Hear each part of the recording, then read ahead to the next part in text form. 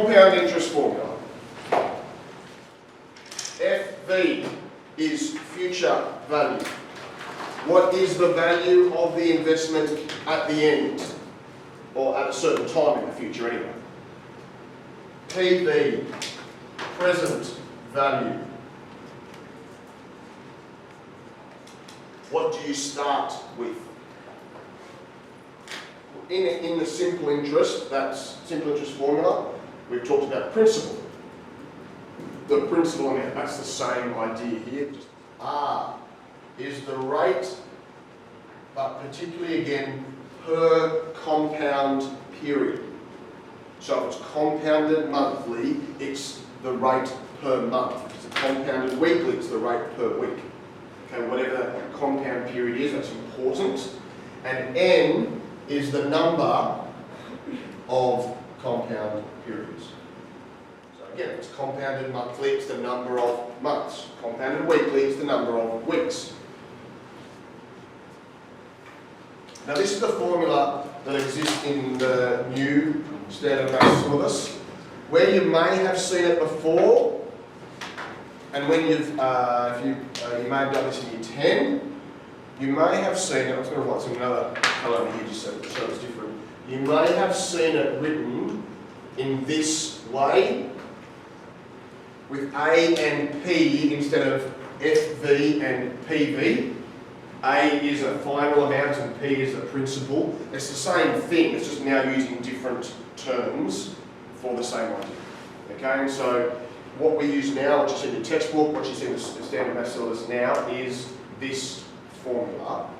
Okay, you may have seen that before, and you may, if you're looking back to old past papers or old textbooks, you may see that one.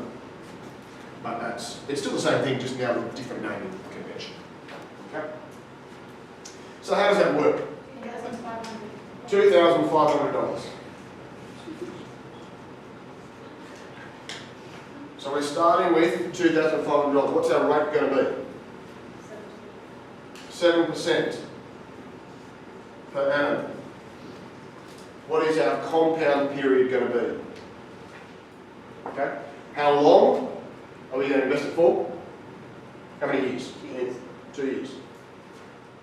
I've actually not written n equals 2 and that kind of stuff. We're actually going to do some changing, so let's get to that.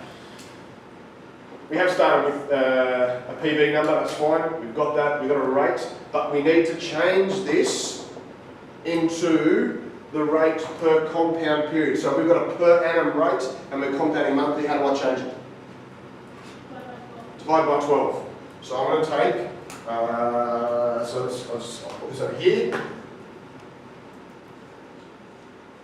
Change it into a decimal straight up, 0.07, divide by 12, and we're going to get a number that's not necessarily easy to write out, but let's just, we'll just leave it as that. We can always put that in the calculator just like that, that actually works. That's fine, rather than having to figure out something else. How many compound periods have we got? It's a compounded monthly, we're doing it for 2 years. So how many compound periods? 24.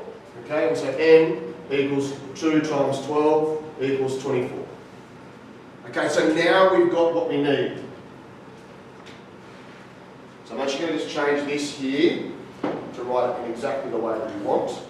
Okay, and so how much is the investment worth at the end of the 2 years? So I now just write all of this into the calculator. So I'm going to write in there 2500, open brackets, 1 plus, and then I'm actually going to put in a fraction thing. I'm just going to write 0.07 over 12. I don't need to work that out and put that in. I'll just put that in the straight formula, that's fine. And to the power of 24. 2875. Perfect. Did everyone get that? Yeah. With your calculator? Again, this is, we're now into a calculator phase of our working.